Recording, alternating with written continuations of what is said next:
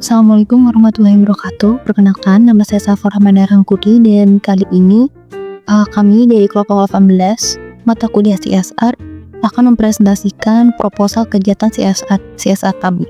Namun sebelum itu ada baiknya kita untuk memperkenalkan diri masing-masing anggota dari kelompok 18.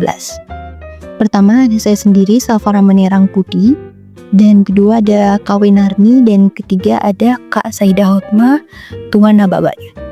Dan berikut ini daftar isi dari proposal kami. Yang pertama pastinya ada pendahuluan, tujuan, bentuk kegiatan, target sasaran, output, indikator keberhasilan, dan penutup. Dan saya akan menjelaskan dari pendahuluan dulu. Baik, pendahuluan dari kegiatan CSR kami adalah perkembangan teknologi digital telah membuka akses pendidikan yang semakin luas, pastinya melalui berbagai platform pembelajaran daring. Berdasarkan data APJII 2025, pengguna internet di Indonesia mencapai 80% dari populasi. Namun, pemanfaatannya untuk kegiatan belajar masih sangat rendah, sekitar 11,76%, dan lebih banyak digunakan untuk hiburan. Lalu, kondisi ini menunjukkan adanya kesenjangan antara akses digital dan pemanfaatannya untuk pendidikan. Banyak pelajar dan masyarakat belum mengetahui sumber belajar daring yang gratis, legal, dan berkualitas. Melalui program CSR, semua orang bisa belajar yang diinisiasi bersama PT Biro Reksa Teknologi. Kampanye edukasi digital ini dirancang untuk meningkatkan kesadaran akan akses belajar daring yang mudah dan inklusif. Program ini akan dilaksanakan secara online selama 7 hari melalui media sosial sebagai sarana untuk penyebaran edukasinya. Selanjutnya, kita kenalan dikit dari PT Biro Reksa Teknologi sendiri itu apa. PT Biro Reksa Teknologi merupakan perusahaan yang bergerak di bidang teknologi dan pengembangan solusi digital. Perusahaan ini berkomitmen untuk mendukung transformasi digital melalui inovasi serta pemanfaatan teknologi secara efektif dan berkelanjutan. Sebagai bagian dari tanggung jawab sosial perusahaan, PT Biro Reksa Teknologi turut berkontribusi dalam mendukung peningkatan literasi digital dan akses pendidikan berbasis teknologi bagi masyarakat, kolaborasi dalam program Semua Orang Bisa Belajar. Baik, saya akan membacakan tujuan program CSR proposal. Yang pertama, memberikan edukasi proses belajar daring yang mudah, murah, dan inklusif. Yang kedua, mengumpulkan serta membagikan sumber belajar gratis untuk pelajar atau mahasiswa. Yang ketiga, meningkatkan motivasi belajar masyarakat melalui konten edukatif. Yang keempat, mendukung pemerataan akses pendidikan via teknologi digital. Slide yang ketujuh, target khalayak. Prioritas utama pelajar SMA atau SMK dan mahasiswa di wilayah urban rural Indonesia dengan akses internet terbatas tapi smartphone tinggi. Data BPS 2024 sama dengan 78% remaja akses medsos harian. Positioning program diposisikan sebagai panduan belajar gratis terpercaya dari mahasiswa untuk masyarakat, menekankan kemudahan kegratisan dan relevansi lokal. Contohnya, integrasi platform Indonesia seperti Ruang Guru gratis atau Genius Trial. Selanjutnya, untuk bentuk kegiatan kami, bentuk kegiatan dari program CSR kami adalah dengan nama program Semua Orang Bisa Belajar, lalu juga metodenya full online, yaitu kita akan menyebarkan konten edukasi digital melalui Instagram dengan username Semua Orang Bisa Belajar. Program dilaksanakan selama 7 hari dengan fokus pada edukasi bidang teknologi dan literasi digital. Bentuk kegiatannya ada beberapa tahapan. Yang pertama, perumusan konsep dan pesan, lalu menyusun pesan kampanye bahwa setiap orang memiliki kesempatan yang sama untuk belajar melalui internet. Produksi konten, lalu pembuatan desain feed, Instagram story, dan reels, edukasi yang membahas seputar teknologi atau bidang IT.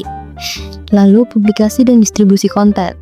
Konten dipublikasi secara konsisten selama periode kampanye melalui Instagram. Disediakan pula tautan terpusat berisi kumpulan sumber belajar daring gratis. Seluruh kegiatan dilakukan secara mandiri, efisien, dan tanpa unsur promosi komersial. Dan berikut ini ada bentuk kegiatan kita yang dari tahap kegiatan dan waktu pelaksanaannya. Bisa dilihat dari Desember sampai Februari 2026 ini sudah terstruktur kegiatan apa aja yang kita lakukan dari pembuatan proposal sampai dengan monitoring dan evaluasi program CSR.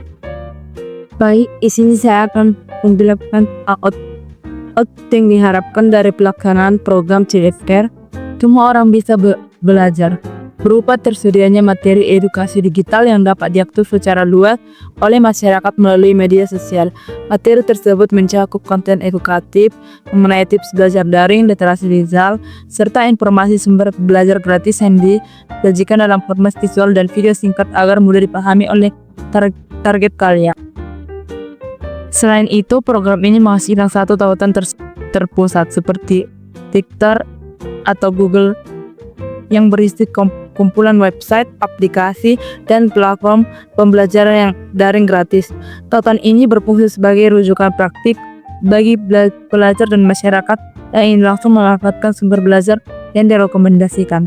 Sebagai bentuk pertanggungjawaban program, output juga mencakup dokumentasi perencanaan dan pelaksanaan kampanye digital, termasuk reputasi konten yang dipublikasikan, serta laporan singkat kegiatan.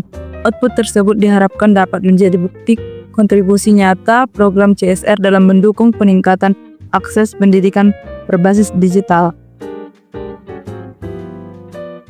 Yang kedua, indikator keberhasilan. Keberhasilan program CSR semua orang bisa belajar diukur melalui beberapa indikator yang disesuaikan dengan karakteristik kampanye di aplikasi digital. Indikator ini digunakan untuk menilai sejauh mana pesan program tersampaikan dan diterima oleh target kalian.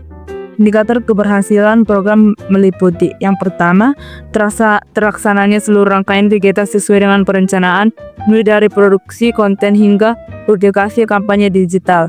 Yang kedua, jumlah dan konsistensi konten edukasi yang dipublikasikan melalui media sosial sesuai jadwal yang telah diterapkan. Ketiga, tingkat keterjangkauan dan integritas. Terakhir, audiens yang ditunjukkan melalui fitur media sosial seperti jumlah tayangan, suka, komentar, dan berbagi konten. Yang keempat, pemanfaatan tautan sumber belajar yang dapat dilihat dari jumlah kunjungan atau respons audiens terhadap materi yang dibagikan.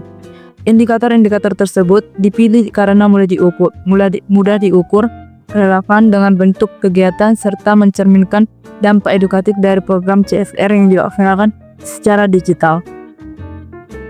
Oke, pada bagian penutup ini, program CSR Semua Orang Bisa Belajar merupakan bentuk kontribusi sosial PT Biro Raksa Teknologi dalam mendukung pemerataan akses pendidikan melalui media digital.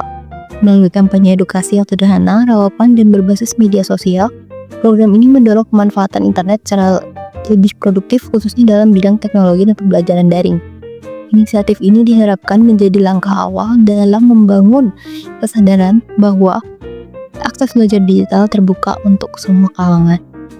Mungkin itu aja dari kelompok kami, kelompok 18 dari mata kuliah CSR Universitas Cyber Asia. Kurang lebihnya mohon maaf. Kami ucapkan terima kasih banyak.